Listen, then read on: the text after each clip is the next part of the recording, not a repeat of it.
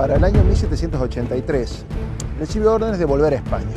Entonces se embarca con su familia, sus 5 hijos. La gran preocupación ahora del padre era conseguir que los hijos tuvieran algún tipo de destino, porque mantenerlos realmente era costoso. Mueve todas sus influencias en el ejército para conseguir que los 2 más grandes ingresen al ejército. Al año siguiente, en el año 1789, consigue al final que José de San Martín ingrese como cadete al regimiento de Murcia.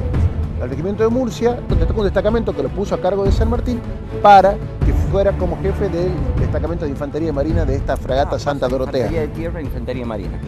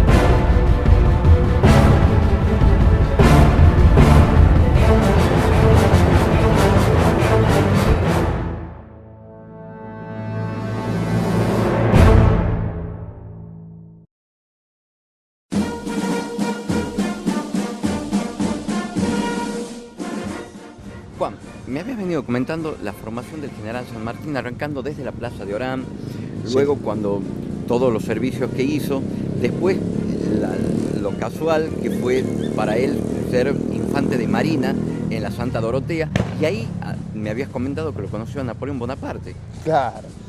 Bueno, no era el emperador en ese momento, era el general Bonaparte. Claro, el general Bonaparte. Pero bueno, repasando un poquitito el tema. Por el año 1797 lo teníamos a San Martín a bordo de la Santa Dorotea, encabezando un destacamento de infantería de marina de su propio regimiento en Murcia, a los fines de ayudar en la intercepción y el abordaje de otras embarcaciones adversarias que se podrían encontrar en el Mediterráneo, sobre todo buques corsarios o piratas ingleses que estuvieran envueltos, quizá algún moro también que estuviera bloqueando algún puerto español. Entonces en el Santa Dorotea, durante el año 1797, estuvo San Martín, yendo a distintos lugares, navegando por distintos lugares del mar Mediterráneo, sobre todo el norte de África, Argel, y de vuelta también hacia Cartagena, donde estaba acantonada su unidad. En una de esas oportunidades le tocó al Santa Dorotea, por el mes de mayo de 1798, ir hacia el puerto de Tolón. El puerto de Tolón, un puerto importante, francés, militar del Mediterráneo, en vistas de esta alianza que nuevamente que tenían Francia... que eran aliados contra Inglaterra. Con España, y fue hacia el puerto de Tolón, un poco para hacer una visita protocolar que se estila hacer entre marinas que son aliadas, ¿no? Que están en son de paz. Bueno, gran sorpresa la Santa Dorotea encontrándose en el puerto de Tolón al general Napoleón Bonaparte. ¿Qué estaba haciendo Napoleón Bonaparte allí? Estaba preparando su famosa expedición a Egipto, donde la flota francesa zarparía al poco tiempo para ocupar Egipto. Evidentemente, una cuestión protocolar, se estilaba que toda la oficialidad del Santa Dorotea, buque español, fuera a rendirle sus honores, a cumplimentar al jefe de la guarnición local, que era en este caso Napoleón Bonaparte. Esto no figura en algún registro ni francés ni español. Sí figura en los registros españoles que el Santa Dorotea estuvo en Tolón en ese momento, pero sí surge de la tradición oral de la familia San Martín, con lo cual es muy probable que el general San Martín ya en su ancianidad les haya comentado esto a su hija y a sus nietas, y de allí es que haya llegado hasta nosotros. Nos comenta esta tradición oral de que San Martín llegó junto con los demás oficiales a cumplimentar a Napoleón Bonaparte. Este les ofreció al día siguiente de su arribo un ágape en el cuartel y que saludó a todos los oficiales. Pero le llamó la atención, quizás ha sido porque el uniforme de San Martín era distinto al de los marinos españoles que estaban presentes allí, y además por su baja graduación, era teniente. Le llamó la atención a Napoleón este uniforme celeste y blanco que lucía San Martín. Y cuenta esta tradición que se acercó hasta San Martín, tomó uno con sus dedos los botones que tenían los galones del uniforme y leyó en voz alta el nombre de su regimiento, Murcia, dice que dijo. Y esa es la anécdota en la cual ambos coincidieron en ese momento allí. 2 meses después, ya el Santa Dorotea está nuevamente en el Mediterráneo en acciones militares. Llegó a las costas de Marruecos y con muy mala suerte, en julio de 1798, justo en medio de una tempestad que se desató en el Mediterráneo, dejó muy deteriorada la fragata prácticamente, todas sus velas destrozadas y algunos de sus mástiles en muy mal estado, con lo cual no podía desplazarse con la velocidad ni la agilidad necesaria nuevamente hacia el puerto de Cartagena. Para muy mala suerte de esta fragata, fue que cayó justo en una zona de mira, digamos, donde estaba un buque de línea inglés importante, el famoso el Lion, un buque de línea de mucho más porte que la fragata Dorotea, que era una fragata chica, 600 toneladas con 42 cañones. El Lion tenía 72 cañones, un buque de línea, prácticamente lo duplicaba. Un navío muy importante. ¿Y cuál es el problema? Dorotea se le hubiera podido escapar quizás, si es que, por su agilidad, si es que no hubiera sufrido estas consecuencias a raíz de la tempestad. Bueno, evidentemente el Lion la divisó, la alcanzó y inmediatamente la abordó viéndole el estado en el que se encontraba. Dicen que durante 2 horas la tripulación del Santa Dorotea se resistió valiente y gallardamente a este ataque bastante desproporcionado y desigual del Lion, que atacaba a la Santa Dorotea, pero no hubo caso. Al final, los que sobrevivieron tuvieron que rendirse y aceptar una capitulación honrosa. Y esta capitulación honrosa también muy parecida a la que había pasado con Francia. Entonces, los ingleses, en virtud de la valentía, del arrojo de la tripulación española, del cual dice que San Martín destacó bastante, le concedió esta capitulación y se rindieron a cambio de ser desembarcados en el primer puerto español que encontraran, con la promesa de no emprender las armas contra Gran Bretaña en lo que quedara de la guerra. Entonces fueron desembarcados en el puerto de Mahón, en las Islas Baleares, también en el Mediterráneo, y se fue el navío de línea Lion con su presa, con esta fragata Dorotea, que se la quedaron los ingleses, la capturaron, y desembarcaron allí al pasaje, es decir, a la tripulación, a los prisioneros españoles. Los prisioneros españoles, en el año 1798, ya para agosto, es decir, un mes después de este enfrentamiento, ya los tenemos nuevamente en Cartagena, en su destino, a San Martín. Cumplieron rigurosamente la promesa empeñada. Ninguno de los marinos del Santa Dorotea, ni tampoco los infantes de marina del Murcia, emprendieron las armas contra Gran Bretaña, lo que quedó de la guerra. Y hasta el año 1801 lo tenemos a San Martín en Cartagena, prestando servicios en pasividad y también dedicándose a otras actividades que siempre le gustaron, que eran una especie de hobbies que tenía él. Por ejemplo, o sea, pintar. Él no ejercía ninguna acción militar. O sea, en ese estaba prestando servicios, pero sin combatir, exacto. Entonces se dedicaba a dibujar o pintar paisajes marinos, que es una afición que tuvo durante el resto de su vida y la acompañó hasta el final de sus años en Francia. Eso fue hasta el año 1801. En el año 1801 recibe la comisión de irse a las cercanías de Madrid a prestar servicios de comunicaciones, ¿sí? Entonces, y ahí es donde le ocurre uno de los percances más importantes que lo afectaría y lo marcaría por el resto de su vida. ¿Qué cosa, Juan? Fíjate que estando como en alguna campaña militar. No, para nada. Fue una situación donde fue víctima de un acto delictivo en San Martín.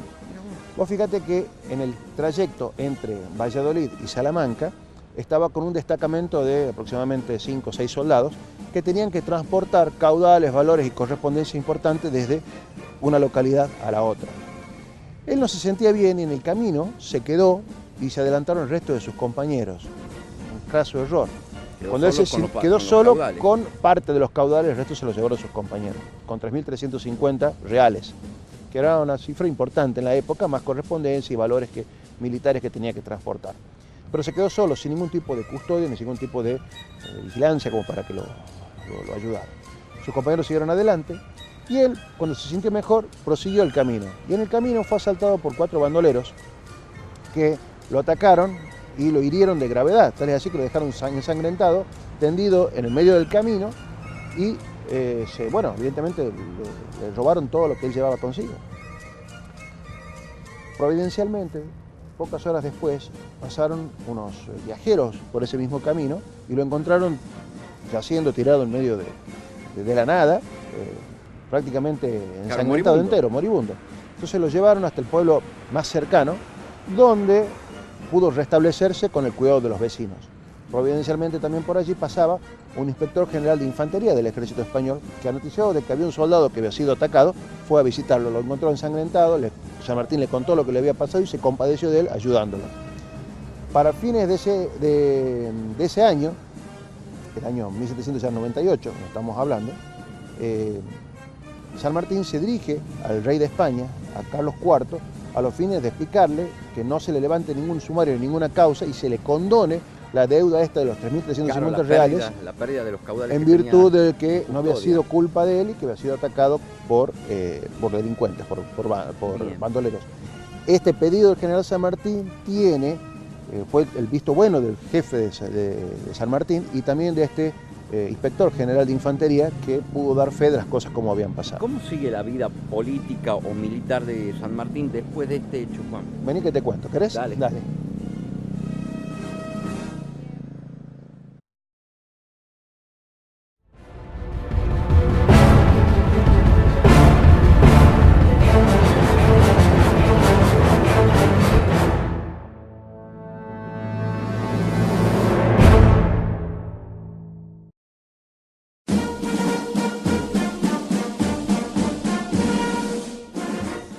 Juan, me habíamos comentado hace un momento el encuentro de San Martín con Napoleón, luego obviamente su embarcación en la Dorotea, su batalla con el Lion, el compromiso que asumió él y sus fuerzas en no luchar contra Inglaterra nuevamente, y su comisión en comunicación y logística ya en España nuevamente, y el hecho en el que lo atacan al general San Martín y queda gravemente herido. A partir de ahí, ¿cómo sigue su vida militar? Bien, en 1802, como te decía también, él a principios de 1802 pide al rey que se le condone esta deuda que tenía cargado, esos fondos que al final no pudo rendir porque había sido asaltado en el camino. El rey accede y en reconocimiento a sus méritos lo deciden trasladar en ese mismo año de 1802. Ese año se firmó la Paz de Amiens, por la cual toda Europa entró en una calma. Ya Napoleón era primer cónsul de Francia y se había firmado la paz con Inglaterra, con Francia, con España, y toda Europa prácticamente estaba en paz. ¿Él físicamente ya se había recuperado bien de esa agresión? Estaba recuperándose, pero fíjate que tuvo lesiones en el pecho que estuvo durante el resto de su vida. De todas maneras, que siempre cada tanto volvían a salir, de todas maneras él ya podía nuevamente incorporarse al servicio activo. Bien. Fruto de esta paz de Amiens, donde hubo un periodo sin guerras, aprovechó España para hacer una reforma militar importante. ¿En qué consistió esta reforma militar importante? Crearon un batallón número 11 de infantería ligera de Campo Mayor. Campo Mayor era una fortaleza portuguesa que había sido tomada por las fuerzas españolas durante la Guerra de las Naranjas, en el año 1801, el año anterior. Entonces, a todos aquellos veteranos que habían participado en esta campaña y habían tomado Campo Mayor, se seleccionó a los que mejor se habían desempeñado, y con ellos se constituyó este batallón de infantería ligera, número 11. Y allí se lo destacó a San Martín como ayudante segundo. ¿Qué ayudante segundo? Era ayudante del Estado Mayor. Ahí San Martín ya obtendría la experiencia de la conducción estratégica y general de un ejército como ayudante y mano derecha del Estado Mayor, de los oficiales más importantes del mismo. Entonces, ya había pasado de la batalla de campo a la estrategia militar. Exactamente. Entonces eso fue muy importante en el año ya 1802. Pero esto como para ir viendo un poco cómo fue la evolución militar de San Martín, y no solo un gran combatiente, sino un gran general. Claro, y todo lo que fue aprendiendo como experiencia, porque las fue aprendiendo y las fue haciendo suyas, y después las utilizó, y bastante bien. Bueno, en el año 1803, al año siguiente, de estar en la zona de influencia de Castilla, de Madrid, deciden remitirlo, mandarlo, trasladarlo hacia Cádiz, hacia la localidad de Cádiz. O sea, en 1803 lo tenemos en Cádiz. Allí en Cádiz se reencontró con su madre y con su hermana, la hermana mayor, María Elena, que se casó en ese mismo año con un oficial ya retirado, un soldado. O sea, siempre la familia San Martín, desde Juan de San Martín siempre en adelante, tintes militares relacionado, en todo su ámbito. Exacto, acuérdate que los Sí. los dos hermanos mayores fueron al regimiento de Soria, al Sangriento. Claro, y después me vas a contar, si es que se puede, cómo evoluciona la carrera de los hermanos, pero sucintamente, ¿no? Bueno, vamos a hablar un poquitito del otro hermano, menor, de Justo Rufino, que no hemos hablado tanto de Justo Rufino. Justo Rufino, fíjate, se había incorporado a la Guardia Real, es decir, que de todos los hermanos el que mejor estuvo ubicado, porque San Martín estuvo en el Murcia, los otros dos mayores estuvieron en el Soria, y acá Justo Rufino fue en la Guardia Real, es decir, que tenía trato directo y permanente con la realeza. Claro, con la familia real, porque los tenía que custodiar. Ahora bien, en esa época era muy caro estar en la Guardia Real, no cualquiera lo podía solventar. El padre San Martín, justamente para garantizar un futuro por la poca liquidez económica que tenía, los puso en la milicia ellos. Exacto, pero él tenía que solventarse. Su uniforme, el tren de vida, porque tenía que tener un tren de vida acorde a una situación de realeza, digamos, mantener su propio caballo, y a veces la paga no era lo suficiente como para hacerlo, más por estatus. Recibía un apoyo económico de la familia. Exacto, tal es así que su madre y su padre, cuando vivía, se quejaban de todo lo que les salía, les costaba a este hijo de ellos, que claro, el más caro que tenía, que estaba en era la militar. Justo Rufino, exactamente. Bueno, volviendo ahora a San Martín en Cádiz, Juan. Bueno, se encuentra con su madre y se encuentra con su hermana, que se acababa de casar. Su madre dirá tiempo después que José Francisco, nuestro general San Martín, fue el hijo que menos trabajo y menos dinero le ha costado, digamos, fue el hijo que más barato le salió, por llamarle de alguna manera, porque nunca le pedía cosas a sus padres y siempre todo se manejaba él mismo. Él se costeaba incluso de su carrera militar. Sus uniformes, sus cosas, o sea que realmente... Todos los pertrechos que necesitaba para seguir su carrera militar, exacto. Bueno, se encuentra en Cádiz y allí es que conocería a uno de los amigos más entrañables que tuvo en toda su vida, americano como él. Era teniente general, fíjate, un rol mucho más elevado que el que tenía él, que era un simple teniente. ¿sí? Era un teniente que estaba... Era un teniente con funciones de ayudante de campo. Funciones de ayudante de campo. Sí. Era un edecán, pero con rango de teniente.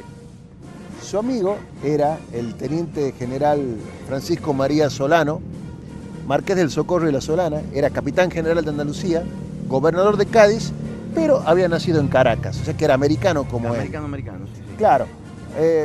Ahora... ¿Cómo fue que ambos, te imaginas, un teniente y un marqués, porque era noble, a pesar de ser americano era noble, se habrían relacionado? No era habitual que alguien de la nobleza y con el rango ese... se codeara con un oficial subalterno. Exacto. Bueno, acá quizás el hecho de ambos ser americanos puede haber influido en esa relación, esa familiaridad. Segundo, ambos tenían un parecido físico notable, eran muy parecidos. ¿Cómo ambos morochos, ambos altos. Fíjate que el marqués de la Solana tenía unas patillas como las de San Martín, que en esa época se usaban hasta el día de hoy, en Andalucía, sobre todo en Sevilla, se utilizan ese tipo de patillas con las que la gente se luce. Y eso quizás fue el atractivo que tuvieron entre ambos, que hicieron una muy buena amistad a pesar de las diferencias sociales y las diferencias de rango. Pero ¿sí? Había una raíz similar. Claro, además ambos compartían el mismo ideario liberal. Vos fíjate que cuando las dos veces que San Martín hasta ese momento estuvo en España, en la campaña del Rosellón y en Tolón, cuando lo conoció a Napoleón, sí. Es muy probable que se haya visto impregnado de las ideas de la Revolución Francesa, las ideas de liberalismo, las ideas de contra el absolutismo, y que ambos también tenían lo mismo, porque vos fíjate que este marqués de la Solana había tenido una experiencia, había sido un aventurero en su vida, había luchado en muchas batallas, había tenido experiencia hasta luchar en la Revolución Francesa para el lado revolucionario. Vos fíjate que el general Moreau, que era un general francés importante de la Revolución Francesa, lo había tenido como ayudante, como segundo jefe, al marqués de la Solana en el ejército del Rin, luchando contra prusianos y austríacos durante la Revolución Francesa. Y allí es donde él aprendió las técnicas modernas de estrategia de los franceses, el uso de la artillería, el uso del orden y la disciplina, y conocía muy bien la estrategia de los franceses en el campo de batalla. Y a su vez, es muy probable que también ahí haya adherido también a los principios de la Revolución Francesa, principios liberales, y quizás dicen algunos que también habría adherido a las logias que propugnaban la aplicación de estos principios, algunas masónicas y otras no, en esa época también, y que las llevó hacia España, hacia Entonces, Cádiz. varios puntos de encuentro para que esta relación sí es fructífera. Claro, y cuando él era gobernador de Cádiz, fíjate vos que mantuvo todavía una buena relación con su antiguo superior, el general Moreau. El general Moreau, en un momento determinado, 1801, 1802, se distancia de Napoleón, se diferencia, en un momento rivalizaba con él y algunos apuntaban a ponerlo como un contrapeso de Napoleón. Napoleón lo persigue y se ve obligado a exiliarse y termina en España. Y va a visitarlo a su amigo, el gobernador de Cádiz, su antiguo subordinado, el marqués de la Solana. Entonces se cuenta que el marqués lo recibe, a Moreau con todos los honores, y le pide que lo acompañe en unas maniobras militares que hacen en Cádiz, donde Moreau queda muy impresionado y realmente emite juicios muy elogiosos hacia Solana por este despliegue que había hecho aplicando las técnicas más modernas del aparato militar francés. Para 1803, San Martín es ascendido al rango de capitán. Muy seguramente en esto intervino la influencia del marqués de la Solana para que le consideraran este ascenso.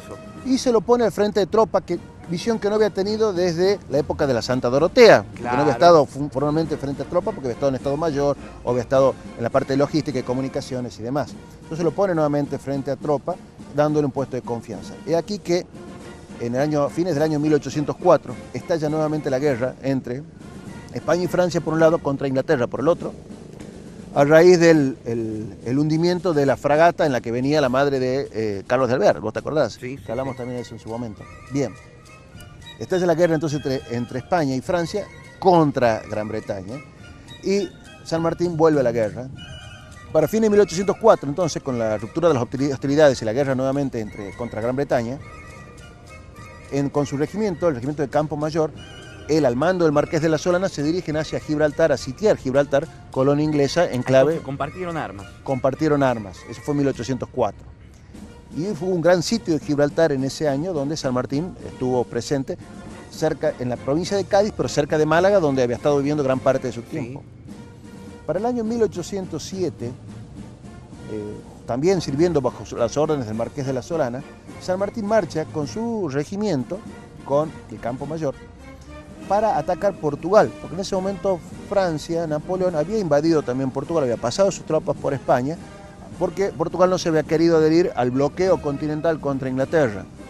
Entonces, cuando Napoleón ataca por el norte y el centro de Portugal, el marqués de la Solana lo hace por el sur, y donde interviene también San Martín. Los franceses ocupan todo Portugal, la corte portuguesa, la corte lusitana, se embarca rumbo a Brasil, y llegan acá, a Río de Janeiro, donde instalan su corte, porque en Portugal no tenían cómo, estaba todo tomado. Entonces ya de regreso, terminada la campaña de Portugal, San Martín y el marqués de la Solana retornan hacia España, hacia Cádiz. Y en el camino entre Portugal a Cádiz es cuando los sorprende la noticia del estallido de la guerra de la independencia española. ¿Y cómo sigue esto, Juan? La amistad y la guerra de la independencia española. Eso hablamos enseguida, ¿querés? Sí, cómo no. Dale.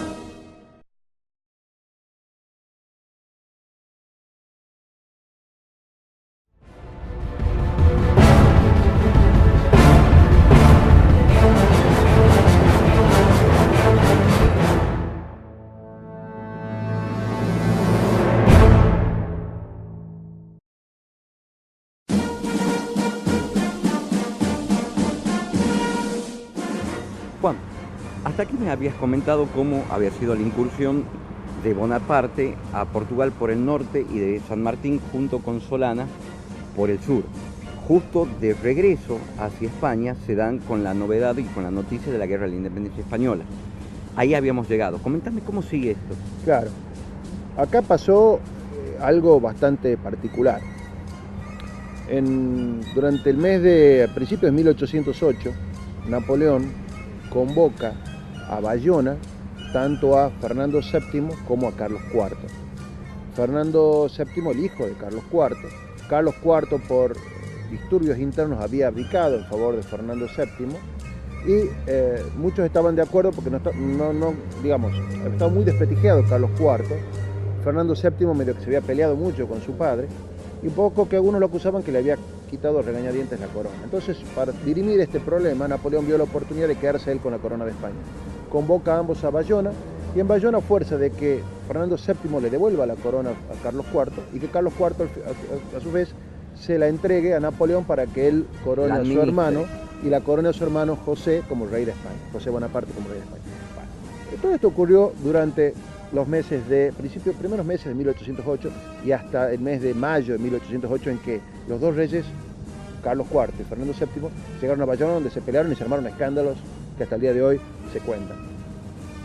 A todo esto, el pueblo español pensaba lo peor, pensaba que Napoleón había secuestrado a sus monarcas y que los había matado o les había pasado algo, no se sabía nada, y que quería imponer la dominación española influenciada por los principios revolucionarios franceses en contra de sus propios, digamos, con sus propias creencias. ¿Sí? Lo que había sucedido en Francia lo querían llevar a España. Entonces todo esto el pueblo español se subleva. Ten en cuenta que las tropas francesas estaban en España, que habían pasado para Portugal, o sea, estaban en España. Entonces se desataron realmente refriegas y enfrentamientos muy atroces entre franceses y españoles, tanto en Madrid como los alrededores, y ahora se prolongarían por todo el resto de España. En ese trance es que, digamos, el Marqués de la Solana, con San Martín, volviendo con el ejército hacia Cádiz, se enteran de esta novedad, de que Francia ya no era más aliada y que, bueno, ahora pasaba a ser la enemiga, y los tenían los enemigos en casa, sentados allí prácticamente. Entonces, había españoles que tomaron partido por Bonaparte, por Napoleón, y otros que decidieron tomar partido por el pueblo francés. Entonces, esa era la disyuntiva. ¿Qué hacía el ejército que volvía con el Marqués de la Solana? O tomaba partido por los revolucionarios franceses, con los cuales tanto San Martín como Solana, con Marqués de la Solana, simpatizaban. Acuérdate que ambos habían estado en Francia y tenían principios liberales muy parecidos contra los absolutistas. Y congeniaban. O si tomaban partido por el pueblo español, que masivamente decidió apoyar la monarquía, digamos, el apego hacia los Borbones y despreciando a los Bonapartes.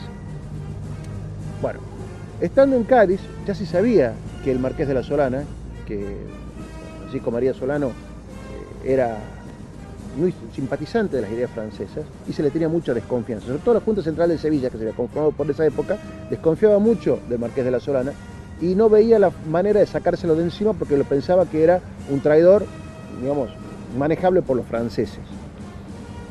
Y muchas de las actitudes que empezó a tener el Solano llevó a que confluyeran sobre él todas las miradas sospechosas. En primer lugar, se negaba a atacar abiertamente a los franceses, pero no por una cuestión de traición hacia la madre patria, sino por una cuestión muy sencilla. Él conocía realmente el poderío bélico de los franceses. Por una prudencia militar. Por supuesto, obviamente, él había estado ya combatiendo con Moreau, sabía la capacidad de fuego de las fuerzas francesas napoleónicas que estaban en España, y lo veía como una imprudencia atacar de lleno porque no estaban preparados todavía para ese trance. Entonces era de tomar prudencia. No tenían ni la formación ni la capacidad bélica para poder hacer un ataque. Exacto. Cuando la Junta Central de Sevilla ordena a todo el pueblo de Andalucía que tome las armas y se enrole de forma obligatoria en la milicia para enfrentar las tropas francesas, el Marqués de la Solana se opone, pero no porque no quería ponerle palos en la rueda a la Junta Central de Sevilla, para nada.